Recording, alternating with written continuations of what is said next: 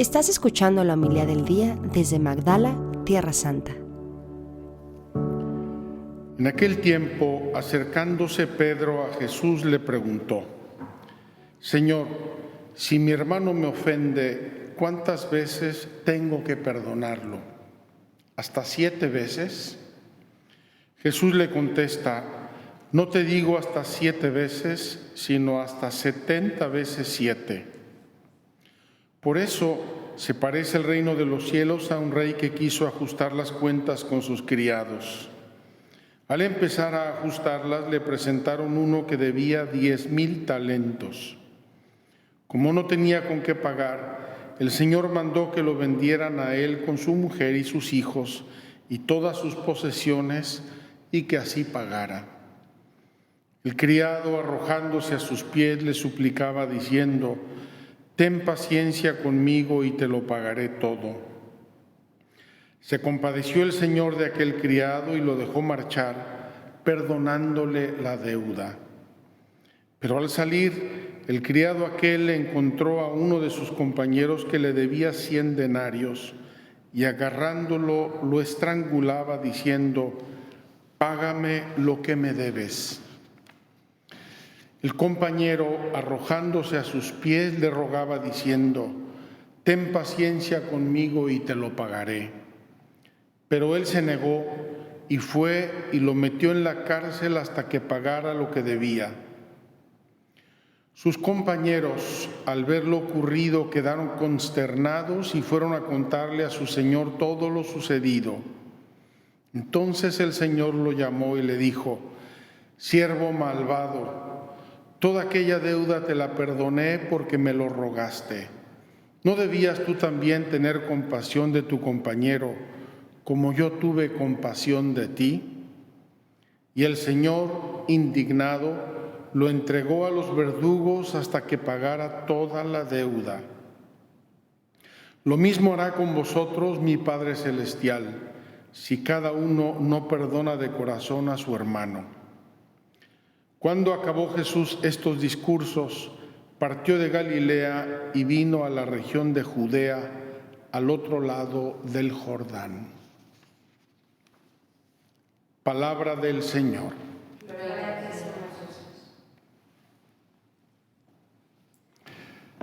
Queridos hermanos, la primera lectura es una continuación de las lecturas que hemos venido haciendo, y hoy obviamente ya dejamos a Moisés, por lo tanto dejamos los libros de los Números, Levítico, Éxodo, etcétera, y empezamos con el libro de Josué.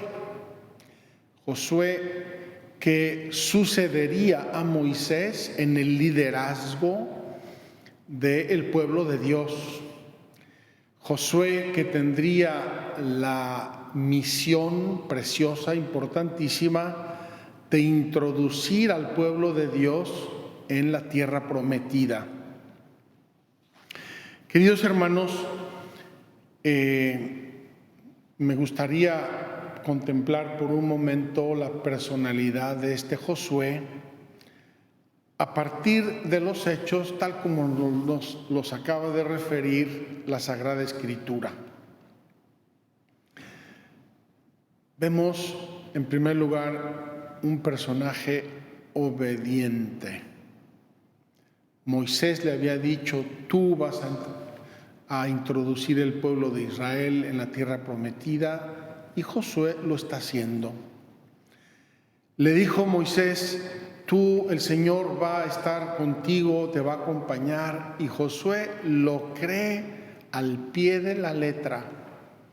Y por eso hace un gran milagro, muy similar, muy parecido al milagro que habría hecho Moisés delante del Mar Rojo. Allá le dijo Dios a Moisés: pon tu báculo en el mar, y se abrieron las aguas del mar y pasó todo Israel a pie enjuto, dice la Escritura.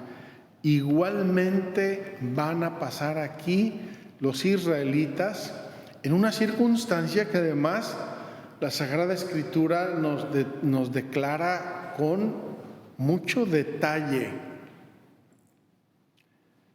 Atraviesan el río Jordán en una situación, dice ahí, en el periodo de aguas, el periodo de la mietitura, cuando se recogen las cosechas, en que el río baja muy cargado. Nosotros de eso ya no tenemos mucha experiencia, porque ahora hay represas y controlan el flujo del río. No habría sido así en la antigüedad, desde luego. Quiero contarles una anécdota que me pasó hace muchos años. La primera vez que fui a Jordania, atravesé a Jordania en una frontera que está al lado de este lugar por donde pasó el pueblo de Israel. Di la vuelta, tomé un tour y fui a ver el lugar del bautismo, que en ese tiempo no se podía ver desde Israel, solamente se podía ver desde Jordania. Y al llegar ahí me decepcioné porque era un arroyo pequeñito y sucio que la verdad a mí no me dijo mucho. El guía nos dijo: miren, ustedes ven ahora un pequeño arroyo, un río pequeño, modesto, pero cuando llueve mucho este río puede crecer enormemente. Nos dijo hasta 1 kilómetro de ancho. Yo pensé en mi interior: Caperucita, bájale un poco de lobos a tu cuento. Pero de allí subí al santuario del memorial de Moisés, de los franciscanos, y encontré inmediatamente a un padre franciscano muy famoso en ese tiempo, arqueólogo, historiador importantísimo, el padre Michele Piccirillo. Y le referí la anécdota: oye, fui al Jordán, es un arroyito, y el guía nos dijo que en tiempos de lluvias puede tener hasta 1 kilómetro de ancho. Me pareció una exageración. El padre Piccirillo no me dijo nada.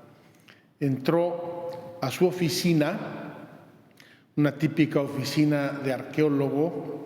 Había piedras, fotos, instrumentos de trabajo, bueno, había de todo.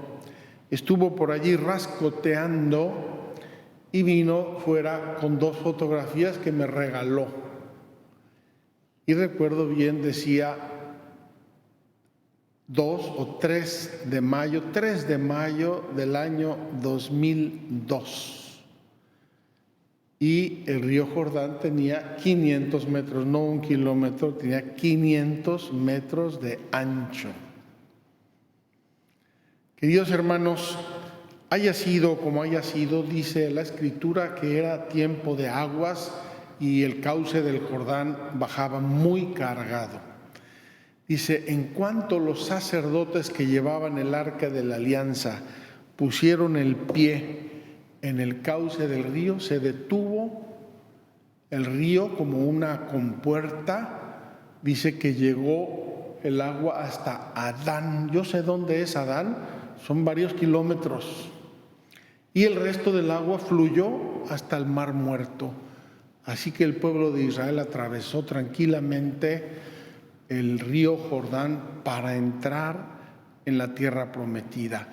Dios se hace presente y Josué, hombre de fe, hombre obediente, hombre humilde, está cumpliendo el plan tal como le había dicho Moisés y tal como Yahvé Dios se lo está sugiriendo.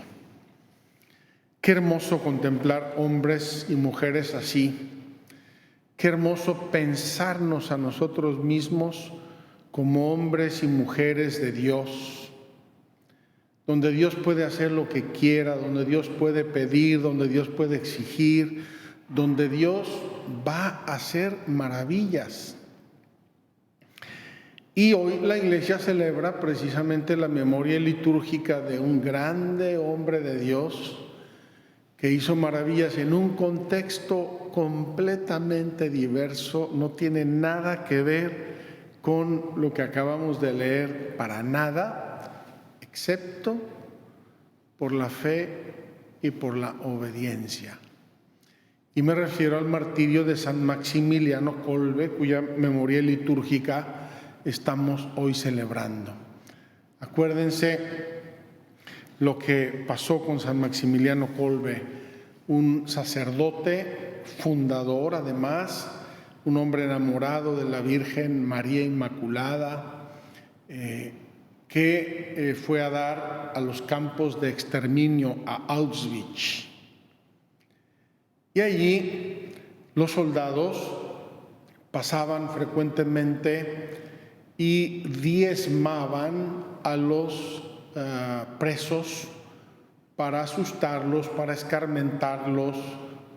Por cualquier motivo diezmaban a los presos, es decir, contaban del 1 al 10 y cada décimo pasaba al paredón y lo mataban o lo metían en las cámaras de gas o lo que fuera. Una escena que debió ser terrorífica bajo todos los puntos de vista.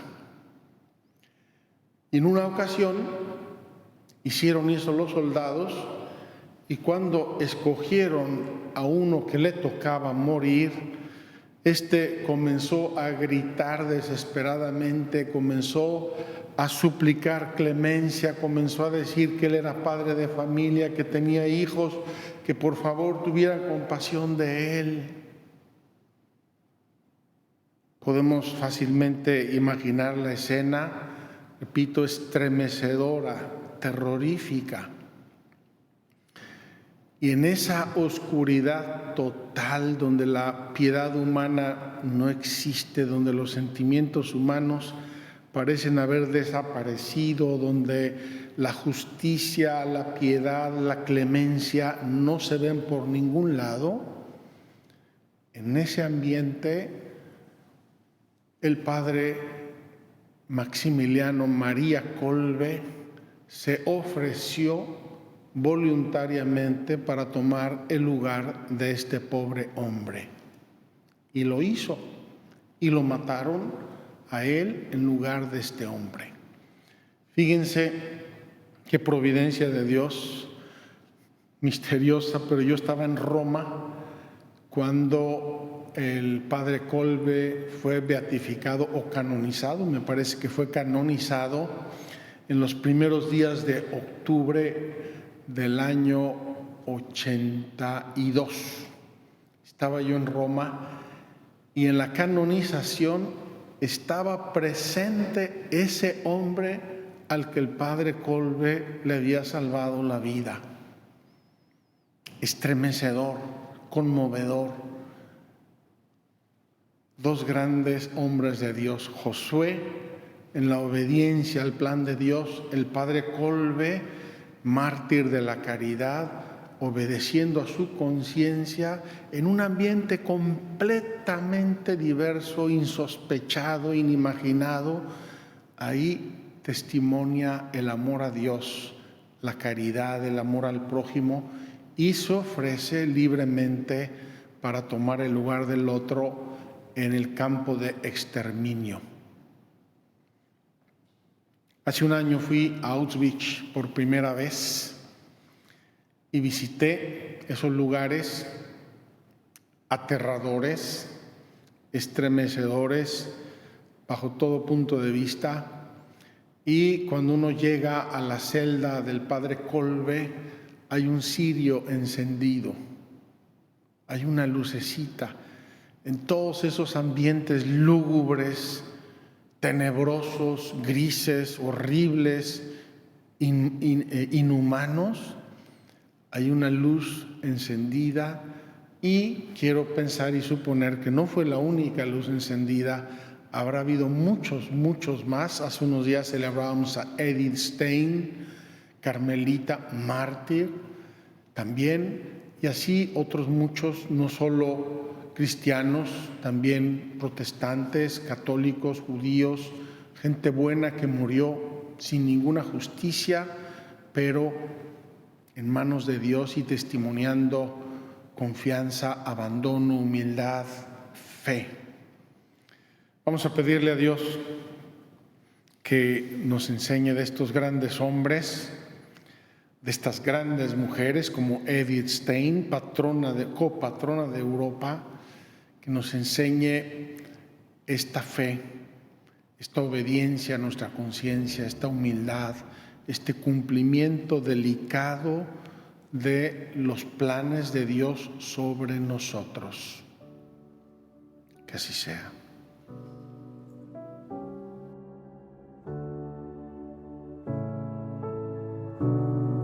Muchas gracias por escucharnos.